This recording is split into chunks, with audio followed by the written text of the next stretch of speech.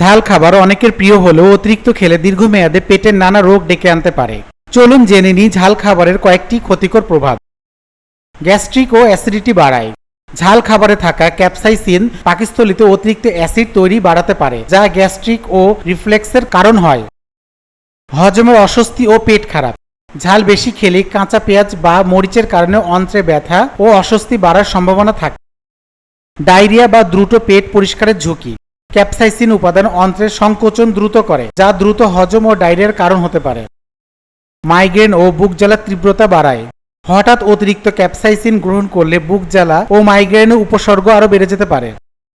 Gastric ক্যান্সারের সম্ভাবনা। Capsaicin দীর্ঘ সময় অতিরিক্ত খাওয়া গ্যাস্ট্রিক ক্যান্সারের ঝুঁকি বাড়াতে পারে। মেটাবলিজম ও ওজন নিয়ন্ত্রণে কিছুটা সুবিধা।